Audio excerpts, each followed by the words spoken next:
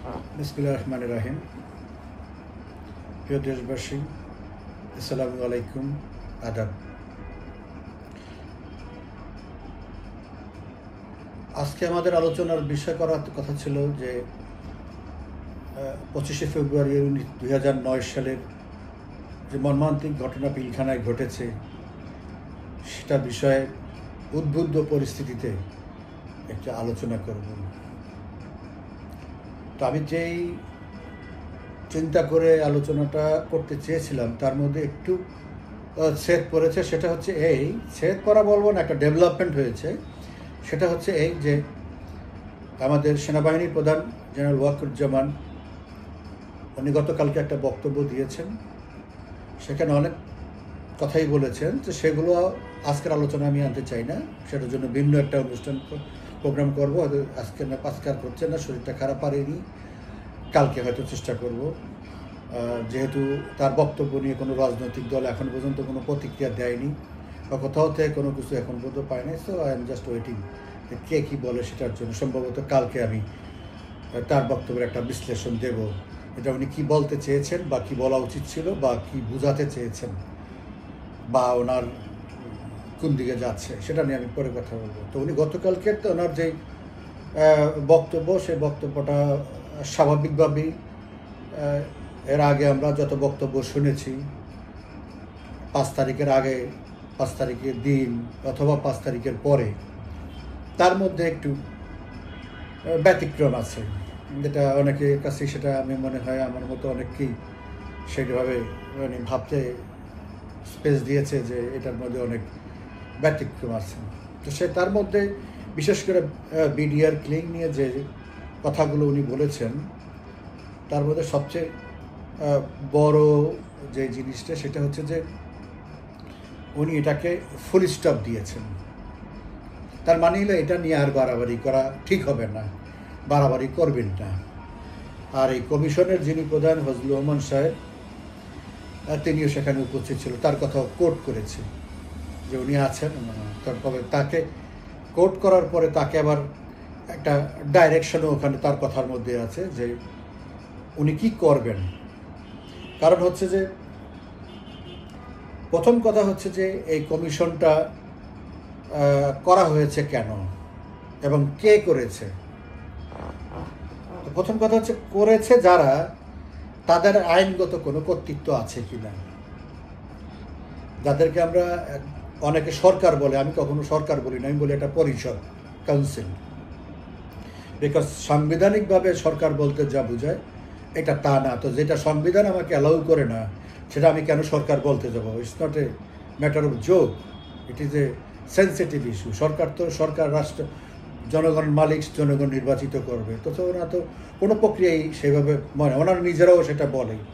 তো বিশ্ববাসী ওনাকে সেরকম বৈধ সাংবিধানিক সরকার সেরকম বলবে, যার জন্য কেউ ওনাদের সাথে কোনো কাজই করে না।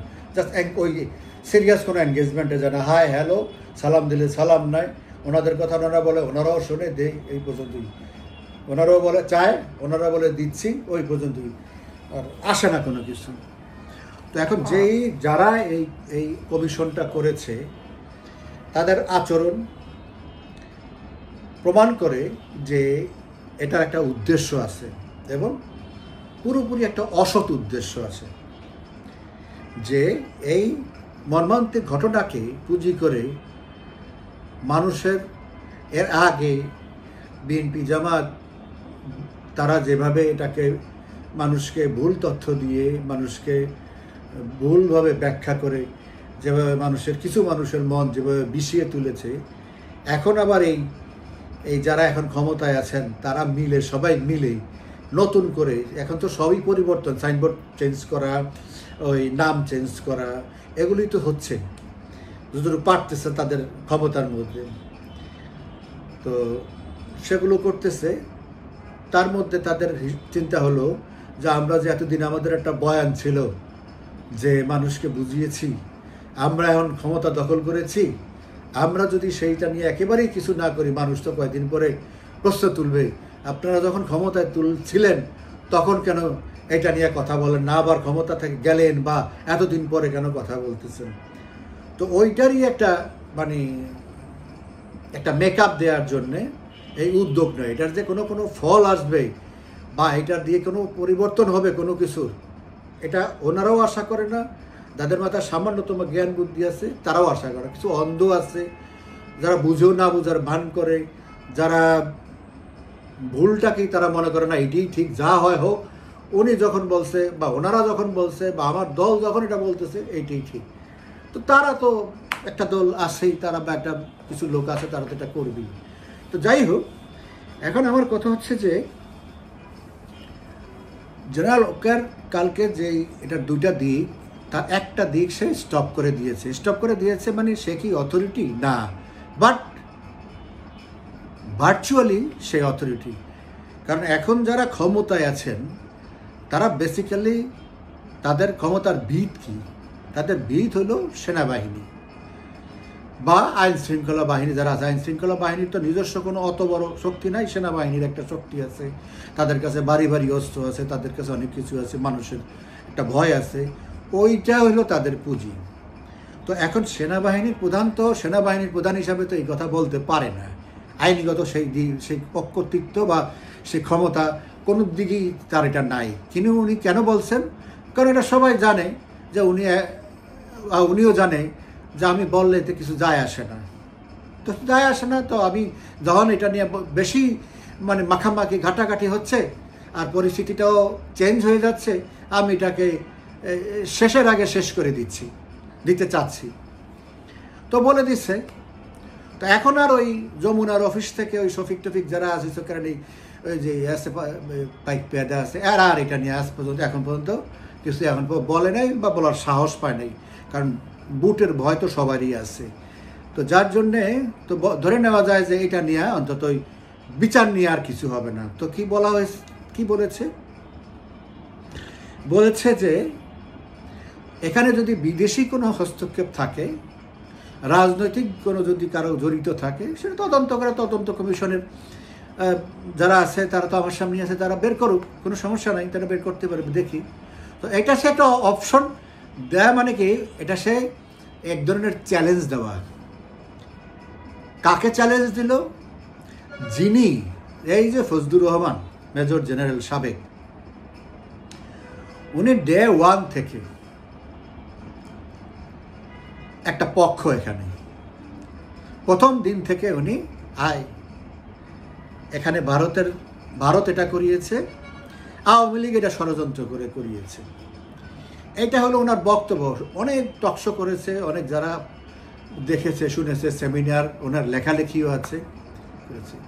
তো ওই একটা পক্ষ, উনি সেই পক্ষকে যে কিনা আগেই বলেছে এখানে ভারতের ইনভলভমেন্ট আছে বা এখানে সরকারের ইনভলভমেন্ট আছে, সরকার এটা করিয়েছে, টু সাম এক্সটেন্ট অনেকে তো বলে ফেলে যে শেখ হাসিনাই করে ফেলছে।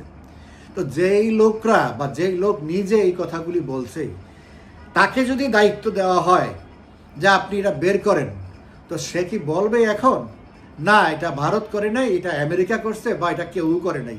তাহলে তো সে মিথ্যুক হয়ে গেল। নিশ্চয়ই নিজেকে সে লায়ার ডিক্লেয়ার করবে না।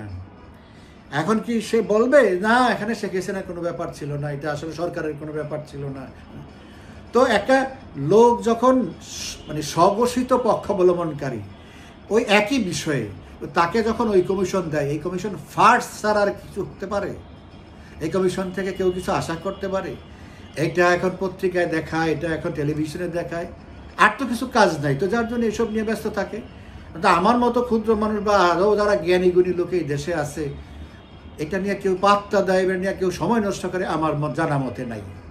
তো যাই হোক, ওই জিনিসটা মোরললেস এইটার একটা ক্লিনিক্যালি এই কমিশনের ডেড হয়ে গেল গতকালকে। এখন আমি ছোট করে দুটি কথা বলতে চাই। সেটা হচ্ছে, দেখেন, মানুষের রাজনৈতিক বক্তব্যের মধ্যেও নিষ্ঠুরতার আর প্রবঞ্চনার একটা সীমা থাকা উচিত। আপনি যে কোনো কিছু খারাপ ঘটবে সেখানে আপনি শেখ হাসিনাকে টেনে নিয়ে আসবেন, আওয়ামী লীগকে টেনে নিয়ে আসবেন, বা এটাকে আরও ডিপ করার জন্যে, আরও ভিগোরাস করার জন্য আপনি সেখানে ইন্ডিয়াকে টেনে নিয়ে আসবেন। এটার আমি দেশেরটা পরে বলছি, আমি বিদেশেরটাই বলি। এই যে কথায় কথায় সব কিছুর মধ্যে যে ইন্ডিয়াকে টেনে নিয়ে আসা, এটার একটা খুব খারাপ ইমপ্লিকেশন আছে। এই ইমপ্লিকেশনগুলো কি আমরা হজম করতে পারি? সারা পৃথিবীটা হলো জোর যার মুলুক তার, যার শক্তি তার কাছে সব কিছু মাথা নত করে। ইসরায়েল ছোট্ট একটা দেশ, but militarily they are very powerful. তাতে কি হয়েছে? এই যে 54টা আরব দেশ, এত ধনী ধনী দেশ, এত মানুষ, কেউ কি পারছে ইসরায়েল থেকে গাজাকে রক্ষা করতে? প্রতিদিন পাখির মতো প্যালেস্টাইনকে, মুসলমান ভাইদেরকে আমাদের মেরে ফেলতেছে। সবাই তো কথা বলে, কেউ পারছে? কথায় বলে সেদিন ট্রাম্প সাহেব এসে বললো আমি গাজা নিয়ে যাব। আরে আরেকজনের দেশ উনি নিয়ে যাবে। এগুলি বলে কোত্থেকে? পাওয়ারের উপরে বলে। এখন আপনি কিভাবে বন্ধ করবেন? এইসব জাতিসংঘ এগুলি তো কোনো বিষয় না। জাতিসংঘ থেকে একটা ক্লাব, সব দেশ মিলে একটা ক্লাব করছে। ওই ক্লাবের কিছু নিয়ম কানুন আছে, ক্লাবের সদস্যরা কি করবে কি করবে করতে পারবে না, এই বিষয়টা এখানেই। কিন্তু এখানে বড় যে সদস্যরা আছে তাদের বিরুদ্ধে ব্যবস্থা নেওয়ার মতো ক্ষমতা এই ক্লাবের না, এটা সেই ক্ষমতা দেওয়া হয়নি। তো তাইলে কি দাঁড়ালো? তাহলে দাঁড়ালো যে জাতি, অনেকে মনে করে যে জাতিসংঘের মানে আমাকে একেবারে ত্রাণকর্তা, সব কিছুর থেকে সে উদ্ধার করবে। জাতিসংঘ ইজ এ পাওয়ারলেস। আমি একটা লেখায় লিখেছিলাম, মানে এটার কোনো, এটা একটা দন্তহীন একটা মানে বাঘ, মানুষ মনে করে, যারা মনে করে এটা। তো সেক্ষেত্রে এখন ইন্ডিয়ার মতো, ইন্ডিয়া তো 71 সালে ইন্ডিয়াকে পাকিস্তান, আমেরিকা, চায়না সবাই মিলে ঠেকায় রাখতে পারে নাই। সে বাংলাদেশ তৈরি করে দিয়েছে। তখন সেই প্রতিশোধ নিতে, সেই যে যাদের ঘৃণাটা ওখান থেকে জন্ম হয়েছে আমাদের দেশে, ওই পাকিস্তানিদের ফিজিক্যালি পাকিস্তানি ড্রেস চলে গেছে, প্রশাসকরা চলে গেছে, তাদের লিগেসিটা এখানে রয়ে গেছে, তাদের প্রেতাত্মারা এখানে রয়ে গেছে, তাদের আদর্শ অনুসারীরা রয়ে গেছে। তাদের কাজই হলো যখনই কোনো কিছু পাবে এই ইন্ডিয়ান ন্যারেটিভ বের করে এটাকে দিয়ে মানুষকে একটা মানুষকে বিভ্রান্তি করবে, আর এই তাদের পক্ষের লোকজনকে বেশ উৎসাহিত করবে। এটাই হলো মূল ধান্দা তাদের। তো এর বাইরে আর কিছু নেই। এটা কি ইন্ডিয়ার কিছু যায় আসে? ইন্ডিয়াগুলি কেয়ার করে? ইন্ডিয়া কি সেই পজিশনে আছে? India is become super power now. পৃথিবীতে 4টা দেশ এখন ওয়ার্ল্ড ডমিনেট করে, ইন্ডিয়া হয়তো একটু পিছনে, বাট আমেরিকা, রাশিয়া, চায়না। তো তার বাইরে যায় যে প্রথম যে আসে সিরিয়ালে, সেটা হলো ইন্ডিয়া। আপনি যদি সাইজ অফ দি কান্ট্রি বলেন, ইট is a very big country, 33-34 লক্ষ বর্গ কিলোমিটারের দেশ। আপনি যদি পপুলেশন ধরেন, দি ওয়ার্ল্ডস লার্জেস্ট পপুলেশন। আপনি যদি একটা ডেমোক্রেটিক কান্ট্রি বলেন, ইট is a prestigious democracy in the world. আপনি যদি ইকোনমি বলেন, is the 4th largest economy in the world. আপনি তার সাথে আপনি আর 4100 কিলোমিটারের বর্ডার তার সাথে, আমি তার পেটের মধ্যে। এখন তার সাথে আমি আমার যারা সারাক্ষণ তাকে মানে বিভিন্ন যে দোষারোপ করে, দোষ করলে তো অবশ্যই করবে। আজকে ইন্ডিয়া একটা খারাপ জিনিস করবে, সবার আগে আমি ইন্ডিয়ার বিরুদ্ধে কথা বলবো। ইন্ডিয়ার বিরুদ্ধে না, ওই যে দোষটা করলো সেটার বিরুদ্ধে কথা বলবো। ইন্ডিয়ার বিরুদ্ধে আবার কথা বলা কিছু নাই। ইন্ডিয়া যে দোষটা করবে সেই দোষ, ইন্ডিয়া 10টা করলে আমি 10টাই বলবো। বিকজ আমার কাছে বাংলাদেশ ফার্স্ট। আমি বাংলাদেশের নাগরিক, আমি বাঙালি, আমি ইন্ডিয়ান না। কিন্তু সব কিছুর মধ্যে ইন্ডিয়াকে এনে আপনি যখন পক্ষ করবেন, তখন আপনি স্বাভাবিকভাবেই তখন আপনি নিজে একটা বিপদের মধ্যে রাখবেন। নিজেরা তো কিছু হবে না, দেশটাকে একটা বিপদের মধ্যে রাখবেন। থ্যাংক গড যে ইন্ডিয়া এগুলি কেয়ার করে না, এগুলি পাত্তাই দেয় না, যার জন্য আমরা এখনো ভালো আছি। আর এগুলি যদি পাত্তা দিত, তাহলে বহু আগেই আমরা সুদানের মতো কিছু হয়ে যেতাম। অনেকে বলে কথায় কথা, আরে ইন্ডিয়া না গেলে কি হবে, চিকিৎসা করতে যাবো না, অমুক করবো না। ভাই, চিকিৎসার তো ব্যাপার না এখানে। ইন্ডিয়ার এমন ব্যাপার আছে এখানে, আমি সেগুলো নিয়ে আলোচনা করতে চাই আজকে, সময় বলবো যে চাইলে আমাকে 3 দিনের মধ্যে এই দেশটাকে কলাপস করে দিতে পারে, সিম্পলি কলাপস করে দিতে পারে। একটা গুলিও খরচ করতে হবে না। এটা আমাদের সামরিক বেসামরিক জানার পরেও কিছু বলবে। কারণ কি, তারা এখন ইন্টারনেটের যুগ, তাদের পোস্ট দেয়, হাজার হাজার লাইক পড়তে হয়। কারণ আমাদের তো কিছু মেধাবী আছে, যারা এই ইন্ডিয়ার বিরুদ্ধে কে বললো সেটার জন্য লাইক করবে, আর যারা ইন্ডিয়ার পক্ষে কে বললো তার জন্য আবার গালি দেওয়ার টিম আছে, তাদের দেবে। যাই হোক, তো আমি বলবো যে এখানে ইন্ডিয়ার স্বার্থটা কি? কেন বলা হয় যে ইন্ডিয়া আমার 57 জন মানে চৌকস মেধাবী সেনা কর্মকর্তাকে ইন্ডিয়ান মেধাবী, তাতে ইন্ডিয়ার লাভটা কি? 57 জন না হয়ে যদি 557 জন হইতো, মেরে ফেলে বা আরও 557 জন জেনারেল আমার বাড়ে, তাতে ইন্ডিয়ার ক্ষতি কি? আমি কি কখনো ইন্ডিয়ার সমকক্ষ হতে পারবো? ইন্ডিয়া আমাকে তখনই কেয়ার করবে যখন আমার কাছে পারমাণবিক বোমা থাকবে। আমি কি কখনো পারমাণবিক বোমা তৈরি করতে পারবো? তাহলে এখন থেকে 10 বছর আগে ইরান পারবো না। তো অ্যালাউই করবে না। আমি যেদিন পারমাণবিক বোমার জন্য কারোর সাথে কোনো করতে যাবো, ওই পরদিনই এই দেশের 12টা বেজে যাবে। সো এটা India will never allow this.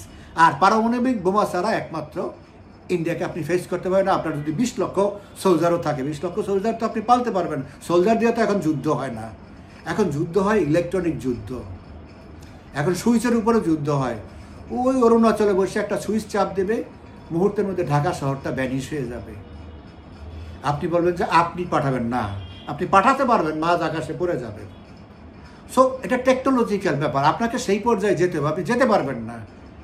কারণ আপনি ইন্ডিয়া যখন দেখবে যে আপনি আপনার ডিফেন্সে আপনি 10 বিলিয়ন খরচ করতেছেন, তাতে ইন্ডিয়ার কিছু যায় আসে না। ইন্ডিয়া খরচ করতেছে বছরে 100 বিলিয়ন।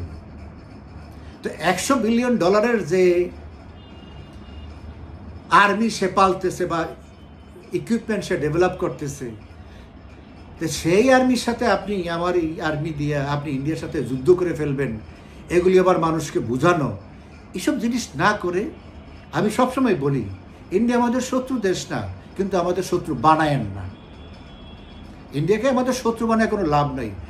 ইন্ডিয়া এমন কোনো ইস্যু আছে যেই জিনিসে ইন্ডিয়া মানে ইন্ডিয়ান কোনো কর্তৃপক্ষ, সেটা বর্ডার কর্তৃপক্ষ হোক, যেই কর্তৃপক্ষ যেটা ভুল করুক বা যাই করুক, এরকম জিনিস সামনে আসছে, আওয়ামী লীগ প্রতিবাদ করে নাই।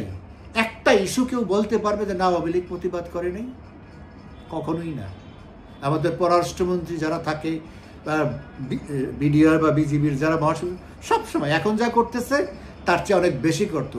আপনি শত্রু হয়ে যখন আপনি প্রতিবাদ করবেন, আপনার গুরুত্বটা কম থাকবে। আপনি বন্ধু হয়ে যখন আপনি প্রতিবাদ করবেন, আপনার গুরুত্বটা বেশি থাকবে। আপনাকে তখন তাকে লজ্জা পাবে। আপনি শত্রু হয়ে যদি আপনি আমাকে কিছু বলেন, আমার তখন মেজাজ খারাপ হবে। আপনি যখন বন্ধু হয়ে আমাকে বলবেন, ভাই তুমি তো আমার ভাই, তুমি তো আমার বন্ধু, তুমি এটা কি করতেছো, তখন আমার লজ্জা লাগবে, হ্যাঁ হ্যাঁ আমি এটা কি করতেছি।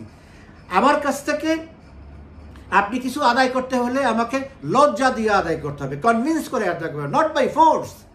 You can't afford that. আপনি ফোর্স করে তো আমার কাছ থেকে কিছু পাবেন না, আদায় করতে হবে, বরং খারাপ কিছু পাবেন। সো এই রিয়ালিটিটা যদি মানুষ যারা আছে বুঝে নেয়। ইউনূস সাহেব চেয়ারে বসার আগেই ফ্রান্সে থাকতেই বলে দিল যে আমাদেরকে ডিস্টার্ব করলে আমরা 7 সিস্টারও ডিস্টার্ব করবো। উনি তো প্রথম দিনই 12টা ওনার বাজায় দিছে। এখন বলে যে আমরা সম্পর্ক চাই, ওনারা চায় না। আপনার সাথে কম সম্পর্ক কেন করতে যাবে? আপনি তো বলেই আসছেন, দেশে ঢোকার আগেই বলে আসছেন আপনি 7 সিস্টার নাকি 12টা বাজায় দিবেন। তো এটা কোনো আর হিরো আলম আমার একটা পোস্টে লিখছে যে হিরো আলম বুদ্ধিমান রাজনৈতিকভাবে না, ওনার চেয়ে হিরো আলম অনেক বুদ্ধিমান। কারণ হিরো আলম যত সংবাদ সম্মেলন করছে আওয়ামী লীগের বিরুদ্ধে বা পরবর্তীতে বিএনপির বিরুদ্ধে, এমন কোনো সংবাদ সম্মেলন করে যারা মাইট দিতে হবে বা তাকে বোকা বানতে হবে। ভেরি ডিপ্লোম্যাটিক্যালি কথা বলছে। একটা অশিক্ষিত ছেলে কোত্থেকে উঠে আসে, সেই ছেলে তারও একটা সেন্স আছে, কি বলতে হবে। আপনার মনের মধ্যে থাকলে তো আপনি এটা বলা ঠিক হয় নাই। ইন্ডিয়া তো সবাইকে দেখায়, এখন সবাইকে বলে, look, this is the man who said this. Now he is saying that he wants friendship with us. Which one is truth? Today or yesterday? Did Mr. Yunus say that it was my mistake, it was my slip of tongue, আমি বলে ফেলছি? Never. বরং সে আরো উল্টা পাল্টা কথা বলছে, আরো বসে বলছে। তো ওনার তো মাথায় নাই যে উনি কি করতেছে, উনি তো পলিটিশিয়ান না। তো যাই হোক, সেটা অন্য প্রসঙ্গ। তো এখন কথা হচ্ছে ইন্ডিয়ার প্রসঙ্গ গেল। ইন্ডিয়া এখানে বাংলাদেশে কয়জন জেনারেল আসলো, কত আর্মি কি বড় হলো, নান অফ ইটস বিজনেস, নান। এটা নিয়ে এই পর্যন্ত আমরা যাই নাই যে ইন্ডিয়া এটা মাথা ব্যথা। ইন্ডিয়ার মাথা ব্যথা হলো এখানে জঙ্গি প্রশ্রয় দিলে পরে জঙ্গি, একটা কনভেনশনাল আর্মি আর একটা মিলিটেন্টস, একটা জঙ্গি টেরোরিজম কন্টেন্ট করা ইজ ভেরি ভেরি ডিফিকাল্ট। আমেরিকার মতো দেশ তালেবানকে কন্টেন্ট করতে গিয়ে, আল কায়দাকে কন্টেন্ট করতে গিয়ে, তাদেরকে ফেস করতে গিয়ে তাদের সমস্ত শক্তি ব্যয় করতে হয়েছে, তারপরও সম্ভব হয়নি। তো ওইটাই হলো মেইন থ্রেট, কোনো আর্মি না। কোনো আর্মিকে ডিফিট দেওয়া এসব দেশের জন্য কোনো সমস্যা না, কিন্তু টেরোরিজমকে ডিফিট দেওয়া ইটস ভেরি ডিফিকাল্ট, বিকজ ওখানে দুইটা জিনিস। একটা হলো যে যারা টেরোরিস্ট তাদের একটা ভুল হোক যাই হোক তাদের কাছে শুদ্ধ, আমাদের কাছে ভুল, একটা আইডিওলজি থাকে এবং তারা ডাইহার্ট থাকে। তারা নিজের বুকে বোমা, পেটে বোমা ফিট করে আর একটা বাড়ি উড়ে দেয়, একটা মিটিংয়ের মধ্যে থেকে 100-200 মানুষ মেরে ফেলে।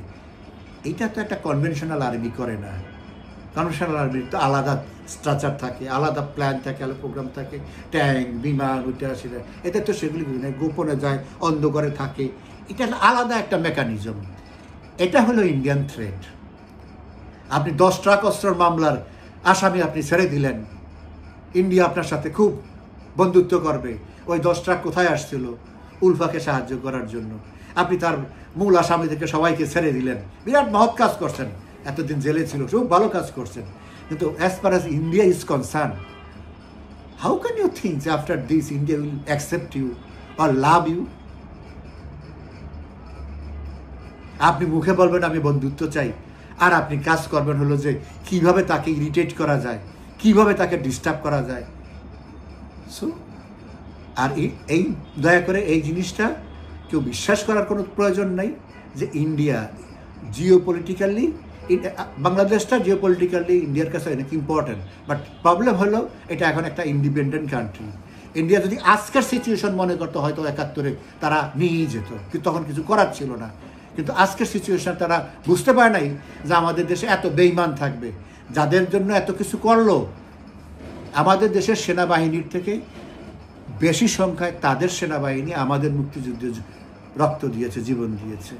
I am sorry to say, this is reality.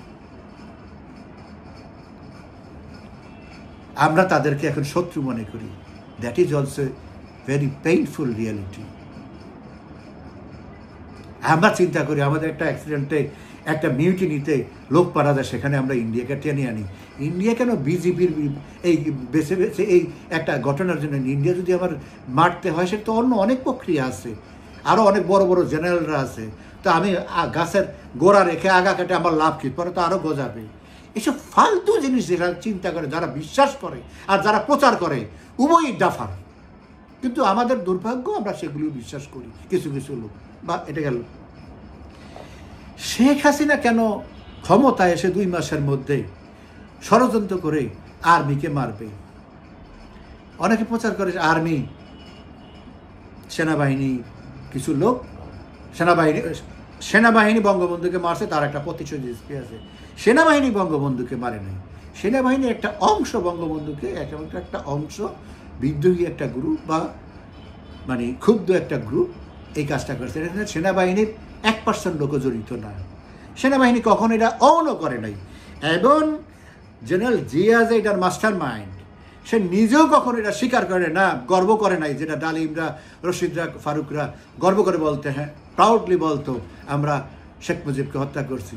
Didn't have dare to express his opinion for this killing, never. সে সবসময় এটাকে অ্যাভয়েড করে গেছে এবং অস্বীকার করছে, আমি এটার মধ্যে ছিলাম না, আমি জানতাম না। বাট সেটা অন্য প্রসঙ্গ।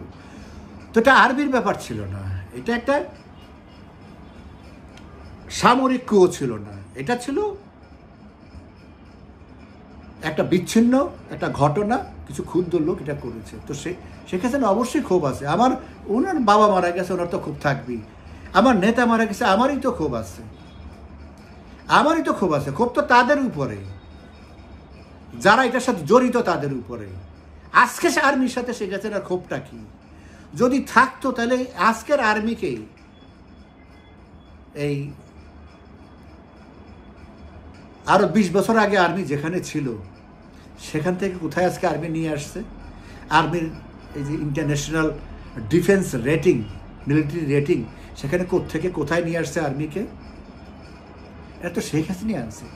আর্মির তো যতটুকু সম্ভব আমাদের আর্থিক পজিশন বিগড়ে, যত সম্ভব কি বলে ইকুইপমেন্ট, অস্ত্র শস্ত্র, সাবমেরিন, ভারত তো চাই নাই মনে প্রাণে যে সাবমেরিনের দরকার কি, আমরাই তো আছি, তোমার যখন দরকার হবে আমরা। কিন্তু শেখ হাসিনা বন্ধ করতে পারছে? শেখ হাসিনা নিছেই সাবমেরিন। সাবমেরিন কি ইন্ডিয়ার সাথে যুদ্ধ করার জন্য নিছে? না, এটা আমাদের সেনাবাহিনীর ভাবমূর্তি উজ্জ্বল করার জন্য, তাদের মনোবল সৃষ্টি করার জন্য। একটা সেনাবাহিনী যদি সবসময় মনে করে আমি আমার কোনো ক্ষমতাই নেই কারোর সাথে যুদ্ধ করার, বা আমার কিছুই নাই, তো তার সেনাবাহিনী হলো না, সেনাবাহিনীর নামে আনসার হয়ে গেল বা গ্রাম প্রতিরক্ষা বাহিনী হয়ে গেল। একটা সেনাবাহিনী ফিল করতে হবে যে আমি এ পার্ট অফ দি আর্মি। তো আর্মি হতে হলে একটা আর্মি মানে আর হতে হবে স্ট্রং আর্মি। তো স্ট্রং আর্মির কাছে কী থাকতে হয়? স্ট্রং আর্মির থাকতে আপনাকে পাওয়ারফুল এয়ারফোর্স থাকতে হবে, পাওয়ারফুল নেভি থাকতে হবে, পাওয়ারফুল ল্যান্ড ফোর্স থাকতে হবে। তো আমার কেউ কি বলতে পারবে যে আমার আর্থিক অবস্থায়, আগের কথা বাদ দিলাম, আমাদের এখন তো অর্থনৈতিক অবস্থা নেত্রী মাননীয় প্রধানমন্ত্রী অনেক উপরে নিয়ে গেছে। যখন দিন আনতো দিন খায় ভিক্ষা করে খেতাম, তখন কি ছিল? তখন আমার কি ছিল? সব ইকুইপমেন্ট কী ছিল? এখন কি ইকুইপমেন্ট কি আছে? বিচার করে দেখছে কোনো যারা আমার আওয়ামী লীগের বিরুদ্ধে কথা বলে তারা কি বলছে? একটা কথা বলতে পারছে শেখ হাসিনা আর্মির জন্য কিছু আনে নাই, কিছু করে, সেগুলি বলে না। তো তার যদি আর্মির উপরে ক্ষোভ থাকতো, সে তো আর্মিকে দুর্বল করে দিত। আমার আর বাড়ানোর দরকার নাই, যা আছে এটাই থাক, আমি তো ইন্ডিয়ার সাথে যুদ্ধ করতে পারবো না, তো আমার এই আর্মি বাড়ায় লাভ কি? বছর শেষে আমার 20-25 হাজার টাকা, কোটি টাকা খরচ করার দরকারটা কি? এই টাকা আমি পুলিশের পিছনে আরও অর্ধেক টাকা খরচ করে আরও বড় 3-4 লক্ষ পুলিশ বানায়, আর ঘরে ঘরে পয়েন্টে পয়েন্টে আরও বাড়ায় আমি আইন শৃঙ্খলা তৈরি করতে পারি। আমার তো যুদ্ধ করার দরকার নেই। সে তো এই চিন্তা করে নাই। তা তো গোল সেট করেছে, ডিফেন্স গোল আছে 2030। কোন এই 30-এ যায় আমাদের আর্মিকে সে কোন পর্যায়ে নিবে, এবং সেই পর্যায়ে ডে টু ডে সেটাকে আপডেট করা হচ্ছে, কোথায় কি আছে না আছে, কোথায় কি আছে। আমি নিজে তাকে অনেক রকমের ইনফরমেশন দিচ্ছি, এই টেকনোলজি বাড়িয়েছে, এই জায়গায় এটার সোর্সিংটা, এটার সোর্সিংটা ওই জায়গায়, এইগুলি করেন, এগুলি দেখেন। সে সেইভাবে করছে, এবং অনেক কিছু সেই ইকুইপমেন্ট সেই জায়গার থেকে আনছে। এইভাবে আপডেট করা, আপনি চাইলেই আপনি সব কিছু আনতে পারবেন না। আপনি যদি আজকে F-16 বিমান বা F-35 বিমান আনতে চান, আপনাকে বিক্রি করবে না আমেরিকা। আপনি যদি রাফায়েল বিমান ফ্রান্স থেকে আনতে চান, ফ্রান্স আপনাকে বিক্রি করবে না। কারণ আপনি কয়টা বিমান আনবেন ফ্রান্সের থেকে বা আমেরিকার থেকে? 5টা 10টা, ইন্ডিয়া নেয় 50টা। কথার কথা। তো ইন্ডিয়া যদি বলে যে তুমি যদি বাংলাদেশকে একই মানের বিমান দাও, আমি তোমার কাছ থেকে বিমান নিব না, সে 10টা বেচবে না 5টা বেচবে? তো এগুলি অনেক ব্যাপার আছে, এগুলি আলোচনা করলাম। তো শেখ হাসিনা কেন আর্মির এই অফিসারদেরকে মারতে দেবে? তার সাথে সমস্যাটা কি? নেতৃত্ব নিজেই বলছে যে যেই কয়জন অফিসার মারা গেছে তারা ম্যাক্সিমামই হলো আওয়ামী লীগের আত্মীয় স্বজন। তাদের বলা হয় উনি অনুমতি দেয় নাই। অনুমতি দিলেই কি চলে আসবে? উনি অনুমতি দেয় না আসার জন্য, কিন্তু প্রস্তুতি নেওয়ার জন্য বলছে। জেনারেল মইনুল আহমেদ নিজে বলছে, তার বইতেও বলছে। এই সেদিনও কয়েক মাস আগে এই ঘটনার জন্য আলোচনা হয়েছে, তার একটা ভিডিও সাক্ষাৎকার আমি দেখেছি। বলেছে যে উনি বলে অনুমতি দেয় নাই, কিন্তু বলেছে যে প্রস্তুতি নেওয়ার জন্য। আমরা প্রস্তুতি নিয়েছি। আবার খবর নিচ্ছে প্রস্তুত হয়েছ, তখন বলছে হয়েছে, তখন বলছে মুভ। কিন্তু মুভ করতে বলছে, কিন্তু উনি বলে নাই যে তুমি ওই জায়গা পর্যন্ত যাবা, ওই জায়গার পরে আর যাবা না, সেটা বলে নাই। উনি বলছে যে মুভ করে কি করছে আর্মি? আসছে আবাহনী ক্লাব পর্যন্ত দাঁড়ায় গেছে, তার থেকে একটু সামনে আসছে, ফায়ার করছে পিলখানার গেটের থেকে। ফায়ার করে অলরেডি একজন ডেড, ওই আর্মি অফিসার ডেড, যে গাড়ি চালাইছে ডেড। আর্মি তো আর সামনে আগাইতে পারে নাই।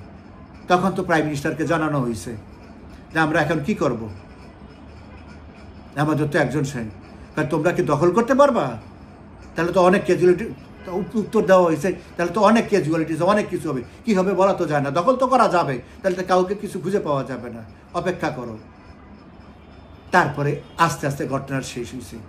আপনি আর্মি আবার কেউ কেউ বলে যে র্যাবের একটা টহল টিম যাইতে চাইছিল, তাদেরকে ঢুকতে দেয় না। টহল টিম যায় কি হবে? র্যাবের তো একটা কন্টিনজেন্টই চলে আসছে এই নিউ মার্কেটের গেট পর্যন্ত, তার তো শেষ পর্যন্ত চলে গেছে। হেলিকপ্টার আসছে, হেলিকপ্টার গুলি করছে, হেলিকপ্টার সিদ্ধ চলে গেছে।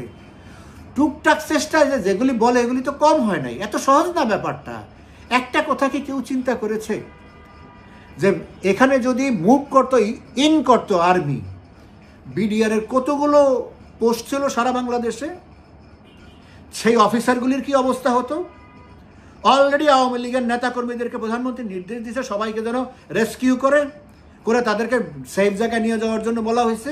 যদি এটা করতো তাহলে কি হতোটা কি? কেউ কি চিন্তা করছে? শেখ হাসিনা তো আর্মি চিফ না, she is the chief of the country, তাকে সব দেখতে হবে, আর্মিকে দেখতে হবে, যারা মিটিনিটি করছে তাদের শাস্তি নিশ্চিত করতে হবে, তার আর্মির পরিবার আছে সেখানে তাদেরকে দেখতে হবে, সারা বাংলাদেশে কী সিচুয়েশনে দেখতে হবে, এটার সিরিয়াস রিপারকেশন হলে সেটার ইমপ্লিকেশন কী আছে সেগুলি দেখতে হবে। সেইভাবে দেখেই এটা শেষ পর্যন্ত একটু সময় নিছে। এখন আরও আগে করলে আরও 2 জন বাঁচত অবশ্যই, না হলে তো কেউই মরতো না। হয়ে গেছে। এখন বঙ্গবন্ধু যদি বুঝতে পারতো যে না ওখানে আমার তার বাসার সামনে ট্যাঙ্ক রেখে দিলে আর কেউ আসতে পারবে না, তাহলে তো ট্যাঙ্ক রাখতো, রাখে নাই, ঘটনা ঘটে গেছে। এখন আপনি দোষারোপ দিতেই পারেন, কিন্তু আজ পর্যন্ত কেউ ওই প্রশ্নের উত্তর দেয় না। কেন খালেদা জিয়া সেদিন 8:30টার সময় বাহার থেকে বেরোলো, যে ভদ্রমহিলা ঘুমের থেকে ওঠে 12টার সময়? কেন 80-85 বার তারেক রহমান তার মায়ের সাথে সেদিন কথা বলছে? কি কেন কথা, কি ইমার্জেন্সি? হ্যাঁ, কথা একটা সিচুয়েশন হয়েছে, কথা তো বলতেই পারে 5 বার ধরে। কেন, কি আপডেটটা নিতে ছিল? কোথায় ছিল বেগম খালেদা জিয়া তখন? বলছে, ব্যাখ্যা দিছে? উনি 86 সালে ইলেকশন সময় 3 দিন কোথায় ছিল বলেছেন, আমরা জানি কোথায় ছিল, কিন্তু উনি কোনোদিন বলে নাই, ওনার লোকরা কেউ বলে নেই উনি কোথায় ছিল।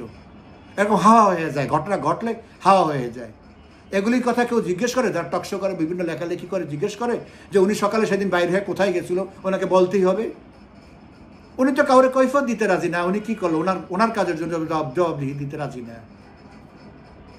জবাবদিহি দেশে একজনই করবে, শেখ হাসিনা। উনি করেও যাচ্ছে, করে যাবেও। তো যাই হোক, আলোচনার এগুলি করলাম। এখন এখানেই তো শেষ না, এগুলি ঘন্টার পর ঘন্টার কথা বলা যাবে, আর কিছু বলা যাবে। শেষ কথা হচ্ছে, সত্য চিরদিন সত্য, মিথ্যা সাময়িক বিজয়ী হয় এবং পরাজিত হবেই নিশ্চিত।